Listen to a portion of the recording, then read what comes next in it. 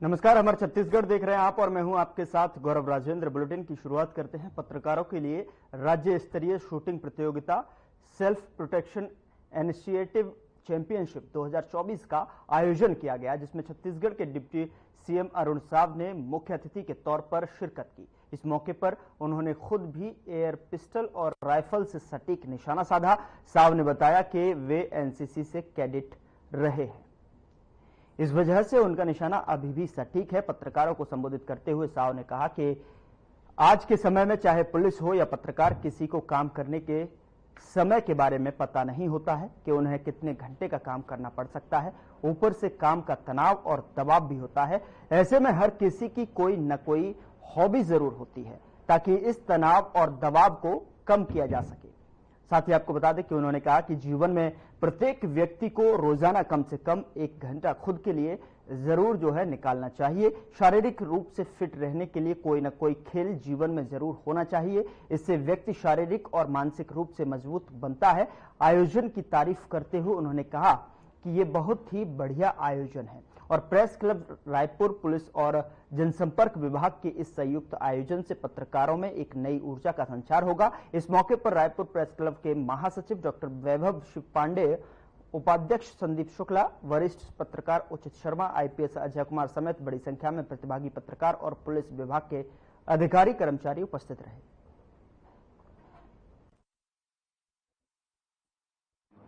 ये सही है कि मैं स्कूल में और बाद में कॉलेज में एनसीसी का कैडेट था, तो उस समय शूटिंग सिखाया जाता था। उस समय की थोड़ी सीखी हुई चीज सलामत है, ऐसा आज लगा है।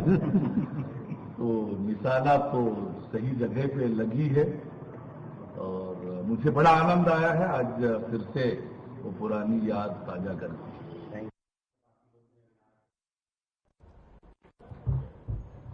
उधर वन मंत्री केदार कश्यप ने सहकारिता को लेकर एक दिवसीय कार्यशाला का आयोजन किया। इस दौरान सहकार के संतुष्ट की कार्यशाला पर वन मंत्री केदार कश्यप ने कहा कि पहले जो स्थिति थी, अब सहकारिता को विशेष तौर पर हमारे देश गृह मंत्री ने फोकस किया है। हम सब का दायित्व बनता है कि सहकारिता का कार्यक्षेत्र को बढ़ाएं और जिससे लोगों को तैयार भी करें। पहले जो स्थिति थी और अब सहकारिता को विशेष तौर पे हमारे देश के माननीय गृह मंत्री जी ने फोकस किया है और हम सबका दायित्व बनता है कि हम सहकारिता का कार्यक्षेत्र को हम बढ़ाएं और जिस चीज़ से लोगों को तैयार भी करें। अभी जैसे कि माननीय गृह मंत्री जी ने कहा है कि केवल हम धान खरीदी तक सीमित न रहें, हमारा मत्स्य पालन हो, डेयरी उद्योग हो या लघु और उपज की दृष्टि से भी हम अपने आप को साबित करें। और वैसे तो कर ही रहे हैं, लेकिन और उसको बड़े स्केल पे हमको करना है, उस दृष्टि से हम लोग इसमें कार्य योजना बनाए हैं। और दूसरा ये कि हमारे यहाँ पर जो हम अल्पकालीन जो ऋण देते हैं, लगभग अभी मैं देख रहा था लगभग 6,700 करोड़ से ऊपर का अल्पकालीन ऋण इस वर्ष दिया गया है। और मैं समझता हूँ कि पूरे देश में एक सबसे अच्छा उदाहरण अल्पकालीन ऋण के मामले में हमारा छत्तीसगढ़ प्रस्तुत करता है। और इस दृष्टि से हम और क्या अच्छा हो सकता है, इन पर हम आज चर्चा करेंगे। उसके साथ साथ हमारे इस वर्ष का जो नया लक्ष्य है, 500 हम नए पैक्स का निर्माण हम करेंगे, स्थापित करेंगे पूरे प्रदेश में। 4 हमारे जो सहकारी बैंक हैं उनको फिर से स्थापित करने का निर्णय लिया है। और आपकी जानकारी में बताना चाहूँगा कि अपेक्स बैंक की एक शाखा वर्तमान में खोली गई है। उसी तरीके से जिला सहकारी बैंक के 4 हमारे कहते हैं शाखाएं भी उन्नयन की गई है। तो इस तरीके से सरकार पूरी तरीके से कोऑपरेटिव को लेकर के योजना बना करके उसको जमीनी स्तर पर ले जा करके हमारे किसानों को, हमारे वनवासी भाइयों को, दूध पालकों को, मत्स्य पालकों को, इनको जोड़ने का काम कर रही है। खबर रायपुर से है, जहां कांग्रेस के पूर्व मंत्री ने चुनाव को लेकर बयान देते हुए कहा कि हर पार्टी विधानसभा चुनाव में अपने नेताओं को विभिन्न क्षेत्रों की जिम्मेदारी देती है। वहीं आपको बता दें कि हमारी पार्टी ने भी बहुत सारी जिम्मेदारियां दी हैं। साथ ही बीजेपी पर हमला बोलते हुए सांप्रदायिक पार्टी बताया।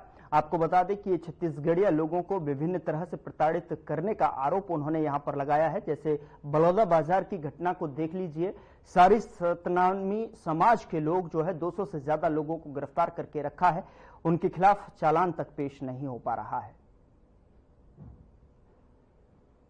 से कहते आ रहे हैं भारतीय जनता पार्टी जो सांप्रदायिक पार्टी है और ये छत्तीसगढ़िया लोगों को किसी भी तरह से प्रताड़ित करने का काम कर रही है। जैसे आप बलौदा बाजार की घटना में देख लीजिए, सारे सतनामी समाज के लोग हैं, 200 से ज्यादा लोगों को अरेस्ट करके रखा है, उनके खिलाफ चालान तक पेश नहीं हो पा रहा है। वो चाहते हैं कि अनंत काल तक उनको जेल में रखें। उसी तरह लोहारीडी में, कवर्धा में साहू समाज के 167 लोगों के खिलाफ FIR की गई है। अभी 60 लोग जो अरेस्ट हैं उसमें 33 महिलाएं हैं। वो महिलाएं मार से आज इतनी पीड़ित है कि अभी भी चल नहीं पा रही हैं। ये स्थिति है महिलाओं की। तो ये भारतीय जनता पार्टी जातिगत द्वेष रखती है छत्तीसगढ़ियों के प्रति और उनको किसी तरह से प्रताड़ित करे, ये उनका हमेशा का ध्येय रहा है। लेकिन आने वाले समय में ये सब नहीं चलेगा और हमारी कांग्रेस पार्टी जब तक लोगों को न्याय नहीं मिलेगा, हर पार्टी इस तरह के जो विधानसभा के चुनाव होते हैं उसमें अपने नेताओं को विभिन्न क्षेत्रों की जिम्मेदारी देते हैं और सभी पार्टी के लोग ये करते हैं। हमारी कांग्रेस पार्टी ने भी हमारे बहुत सारे नेताओं को जिम्मेदारी दी है, महाराष्ट्र में भी दी है, झारखंड में भी दी है। तो ये एक सामान्य प्रक्रिया है, उनको जिम्मेदारी मिलती रहती है। उधर खनिज विभाग एक्शन मोड में नजर आ रहा है, तो वहीं नवीन जिला शक्ति के जैजेपुर तहसील अंतर्गत ग्राम नदेली में खनिज माफिया शासकीय भूमि में बिना अनुमति पत्थर उत्खनन करने की शिकायत के बाद जैजेपुर तहसीलदार और खनिज विभाग की टीम ने मौके पर जाकर जांच की। नदेली के ग्रामीणों ने शिकायत की थी कि गांव के ही कुछ लोग ने लगभग 10 एकड़ शासकीय भूमि पर अवैध कब्जा कर पत्थर खदान संचालित किया जा रहा है। जैजेपुर तहसील में नवपदस्थ तहसीलदार ने ग्रामीणों की मांग पर उक्त खदान की मौके पर जाकर खनिज और राजस्व विभाग की संयुक्त टीम ने जांच की।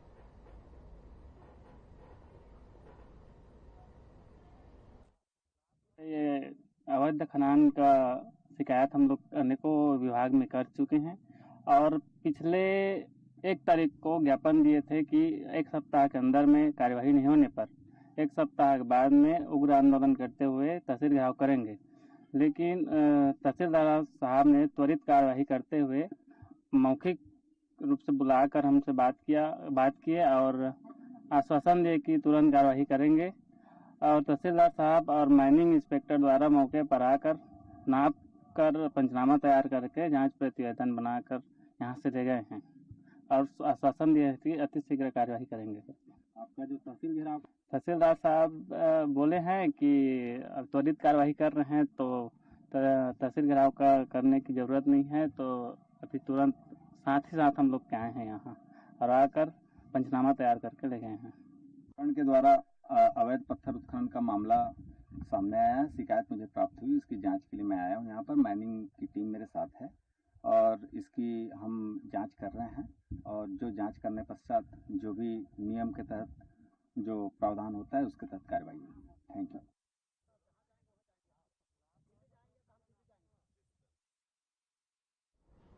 उधर जगदलपुर में कुछ इवेंट आयोजकों की ओर से गरबा का आयोजन करवाया जा रहा है। आपको बता दें कि कुछ आयोजक सुप्रीम कोर्ट के आदेश की खुलेआम धज्जियां उड़ाते हुए नजर आ रहे हैं। गुप्ता लॉन में रात 10 बजे के बाद भी लाउड स्पीकर और डीजे तेज आवाज में बजाया जा रहा था। जिला प्रशासन इन आयोजन पर कोई कार्रवाई नहीं कर रहा है।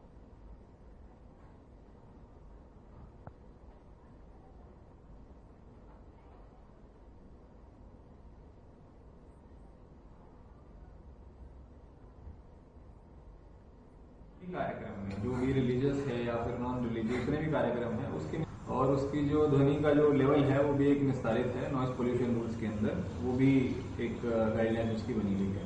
तो हम अनुमति दे ही नहीं सकते किसी को 10 बजे तक बजाने के लिए। तो हाँ, जो भी बाय डिफॉल्ट जो भी अनुमति रहेगी वो 10 बजे तक ही रहती है। तो अभी फिलहाल जैसे जो त्योहारों का सीजन चल रहा है उसके अंदर बहुत सारी दुर्गा पूजा भी हो रही है, हैं, गरबा भी ऑर्गेनाइज हो रहा है और तरह तरह का भी जगराता वगैरह शहर के अंदर चल रहे हैं। तो जिसने भी परमिशन के लिए अप्लाई किया है हमने सभी को यही निर्देश दिया है कि 10 बजे से के बाद जो है वो अलाउड नहीं है। और गरबा की बात करें तो मतलब मेरे ख्याल से हमने करीब 10 कोतवाली क्षेत्र के अंदर से, सिर्फ कोतवाली क्षेत्र की बात है, 10 जो जगह है वहां पर हमने परमिशन के लिए फॉरवर्ड किया है मजिस्ट्रेट कार्यालय में। अब ये हमारी तरफ से है, बाकी जिसको परमिशन दिया गया है वो आगे देखा जाएगा। उल्लंघन करने वालों के खिलाफ कड़ी से कड़ी कार्रवाई हम निर्धारित कर रहे हैं। इसके अंदर जो कोलाहल अधिनियम है उसके खिलाफ कार्रवाई इसके अंदर तय की जाएगी। और कोई अगर ट्रैफिक के अंदर ट्रैफिक वगैरह, सिंस यहाँ पर जो व्हीकल डीजे है उसकी भी बात आती है, तो उसके अंदर भी जो मोटर व्हीकल एक्ट है उसके तहत कार्रवाई निर्धारित की जाएगी। ये कुछ संस्थाओं ने, है ना, कुछ श्रद्धालुओं ने आवेदन दिया था, उसको हमने पुलिस से अनुमति लिया। पुलिस के हिम्मत पर हमने कुछ गरबा संस्थानों को या कुछ श्रद्धालु आए थे उनको हमने परमिशन जारी किया है। परमिशन में जो शर्त राज्य सरकार ने जो पहले निकाले थे सभा रैली जुलूस करने, उसी के आधार पर हमने जारी किया है। आप अधिकतम जो कोर्ट का गाइडलाइन है उसी के अनुसार आप 10 बजे बाद आप तक का ही समय उनको दिया है। यदि सर इस प्रकार कोई सूचना आती है तो बिल्कुल उस पर कार्रवाई होगी।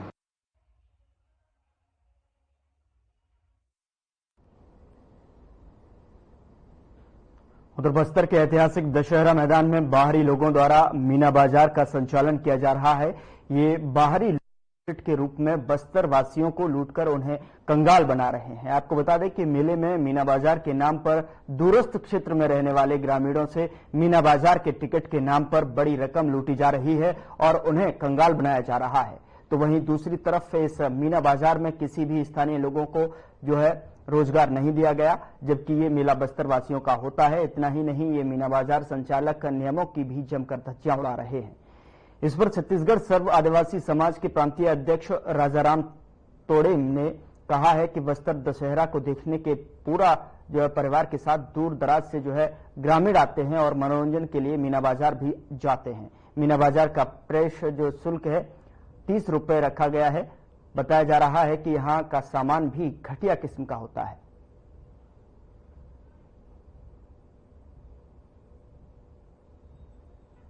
मीना बाजार लगा हुआ है, उसका प्रवेश शुल्क जो 30 रुपए है, उस संबंध में आपका क्या कहना है?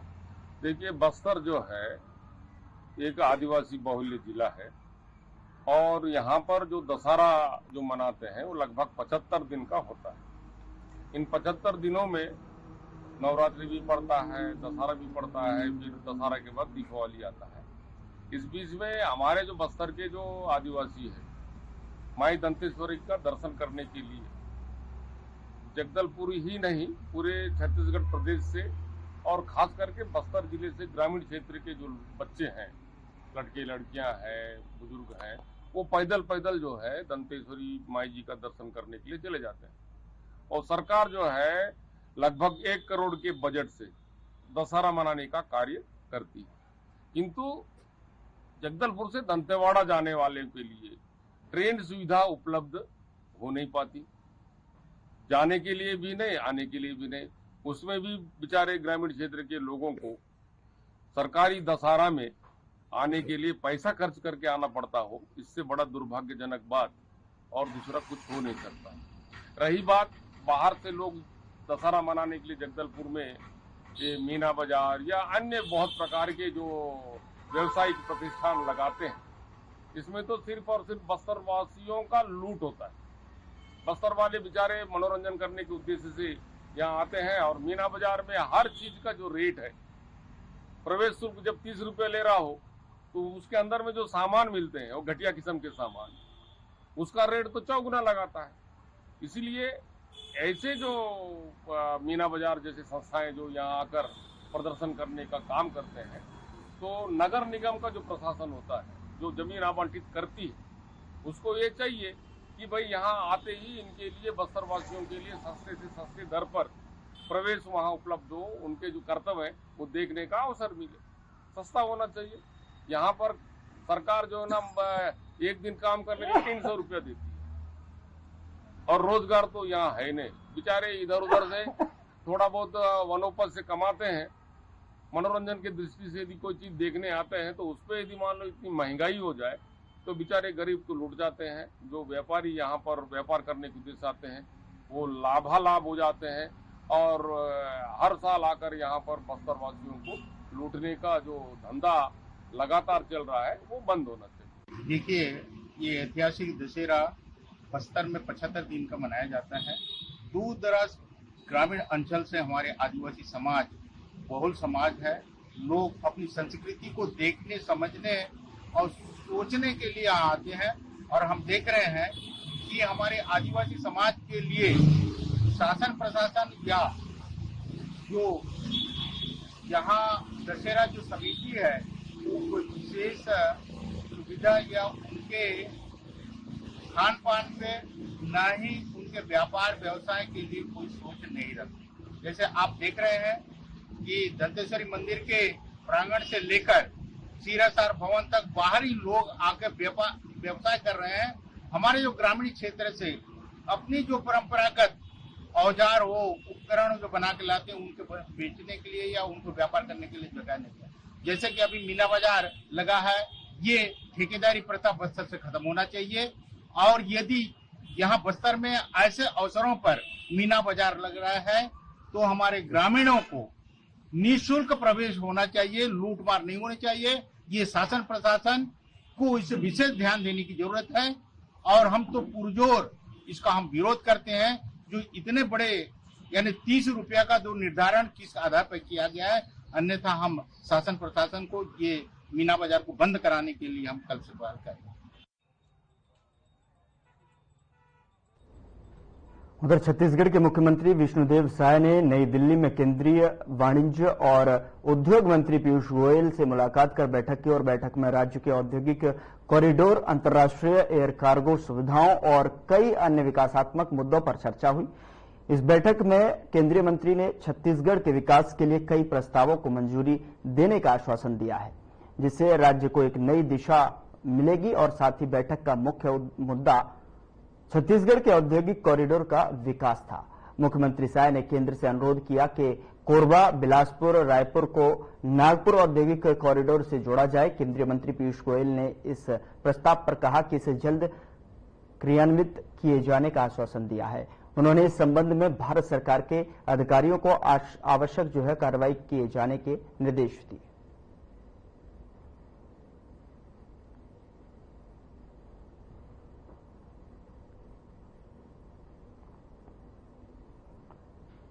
उधर छत्तीसगढ़ के पूर्व मुख्यमंत्री भूपेश बघेल भिलाई के खुर्सीपार स्थित श्रीराम मैदान पहुंचे, जहां उन्होंने दुर्गा पंडाल में जाकर माता की आरती की और छत्तीसगढ़ की सुख, समृद्धि और खुशहाली के लिए प्रार्थना की। आपको बता दें कि खुर्सीपार के अंडा चौक पर स्थित श्रीराम मैदान में भव्य दुर्गा पंडाल का आयोजन किया गया है। आपको बता दें कि भिलाई का सबसे बड़ा दुर्गा पंडाल और इसे बहुत ही खूबसूरती से सजाया गया है, जिसके बारे में बताते हुए दुर्गा जन जागृति उत्सव समिति के अध्यक्ष डीकाम राजू ने बताया कि दुर्गा जी के पंडाल को बनाने बाहर से मजदूर बुलाए गए थे। वहीं उन्होंने बताया कि दुर्ग माता की मूर्ति दुर्ग के थनोद से बनवाई गई है। माता रानी विराजी हैं और सभी पंडालों में अनेक कार्यक्रम का आयोजन हो रहा है। कल सुपेला गया था, माँ गंगा आरती भी हुई और यहाँ भी आया माता जी की पूजा अर्चना किया खुर्सीपार में। तो सब जगह किसी प्रकार के वातावरण, अभी कुमारी भी गया था। लगातार सब जगह जाओ और सभी श्रद्धालुओं के हर पंडाल में जहाँ जहाँ माता विराजी है सभी जगह हजारों लाखों की भीड़ है। सबको बधाई, शुभकामनाएं। ऐसा है हमारे यहाँ दुर्गा पूजा समिति में सभी को निमंत्रण देते हैं कि आ जाए और क्या बोलते अपना देखे और एंजॉय करे। तो उसी हिसाब से हमने पूर्व मुख्यमंत्री को भी बुलाया था। तो ये उनका बड़प्पन है कि क्या बोलते हमारी समिति में आकर के पूरे समिति के कार्यकर्ताओं को उत्साहवर्धन किए और पंडाल और क्या बोलते अंदर की व्यवस्था की बहुत तारीफ की। कितने सालों से बैठा रहे, कहाँ से लाए मूर्ति?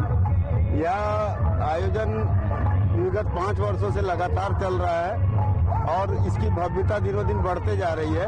और यहाँ की मूर्ति थनोद गांव से लाई गई है और थनोद गांव से ही हर साल आता है। मैं डी काम राजू, अध्यक्ष मिल दुर्गा जन जागृति उत्सव समिति, श्री राम चौक मैदान, खुर्शीपार भिलाई।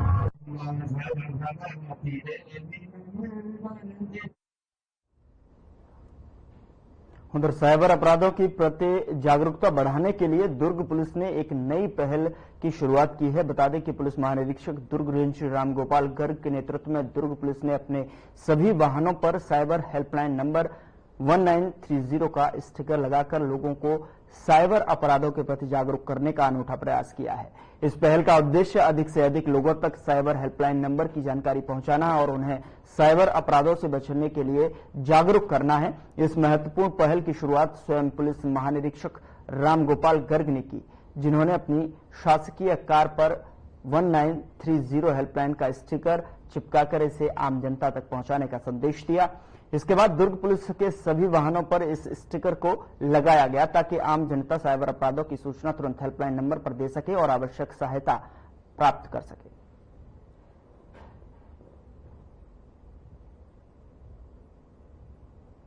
तो साइबर जागरूकता अभियान की पहल देखने को मिली है, जहां पर पुलिस ने अपने सभी शासकीय वाहनों पर जो है 1930 का स्टिकर चिपकाकर ज्यादा से ज्यादा लोगों में जो है जानकारी देने की एक अनूठा पहल यहां पर की है, जिससे कि साइबर अपराधों पर जागरूकता बढ़ाई जा सके और लोग जो है सीधे साइबर अपराधों के खिलाफ पुलिस को कंप्लेंट कर सकें।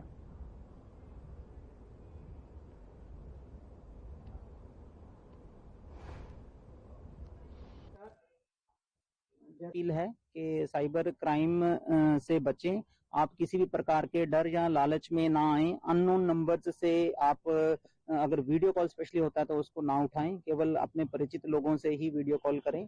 और अगर आपको कोई भी आदमी आपको महसूस होता है कि आपके साथ साइबर फ्रॉड कर रहा है तो उसकी रिपोर्ट पुलिस में जरूर करें और अपने जो सीक्रेट जानकारी है, स्पेशली आपकी फाइनेंशियल जानकारी, उसके अननोन लोगों से शेयर ना करें। जैसा कि आपको ज्ञात है कि साइबर जागरूकता पखवाड़ा हमारे यहाँ इस दुर्ग जिले में और पूरे प्रदेश में पुलिस मुख्यालय के आदेश से चल रहा है, तो इसमें तरह तरह के कार्यक्रम कराए जा रहे हैं। आज हम यहाँ पर जितनी भी पुलिस की पेट्रोलिंग गाड़ियां हैं, अधिकारियों की गाड़ियां हैं, सब पर हम एक स्टिकर चिपका रहे हैं जिसका नंबर, जिसमें के 1930 जो साइबर क्राइम की रिपोर्टिंग का जो टोल फ्री नंबर है उसको हम प्रदर्शित कर रहे हैं। मेरा नागरिकों से यही निवेदन है कि कृपया 1930 जो नंबर है इसको अपने दिल में उतारें। अगर आपको कहीं भी कभी भी साइबर क्राइम के आप शिकार होते हैं, जहां आपको साइबर क्राइम होने की आशंका लगती है, तो 1930 पर रिपोर्ट करें। आपकी शिकायत वहां तत्काल दर्ज की जाएगी और कोशिश की जाएगी कि आपके साथ जो फ्रॉड अगर हुआ है तो उसका पैसा आपको वापस तत्काल दिलाया जा सके। 1930 में कॉल करने के बाद सर कितना समय मिल जाता है उसको? और देखिए, हमारा उद्देश्य ये है कि साइबर फ्रॉड किसी के साथ ना हो। अगर हो जाता है तो इमीडिएटली इस पर रिपोर्ट करें। जितनी जल्दी आप इसकी रिपोर्टिंग करेंगे उतने ज्यादा चांसेस हैं कि आपके जो पैसा है जो कि बैंक अकाउंट से आपके कहीं जाना है तो वो रुक जाएगा और वो राशि आपको वापस हो जाएगी। सर, ठगी के लिए जो कॉल आते हैं क्या उसकी भी शिकायत की जा सकती है? बिल्कुल, साइबर क्राइम पोर्टल है भारत सरकार का, उस पर जो ठगी के प्रयास हो रहे हैं लोगों द्वारा उसकी भी शिकायत उसमें की जा सकती है। इवन व्हाट्सएप के नंबर भी उसमें दर्शाए जा सकते हैं, टेलीग्राम के नंबर भी दर्शाए जा सकते हैं, या कोई फ्रॉड लिंक अगर आता है उसको भी उस पर दर्शाया जा सकता है, ताकि आर्टिफिशियल इंटेलिजेंस के माध्यम से उसको भविष्य में फ्रॉड होने से रोका जा सके।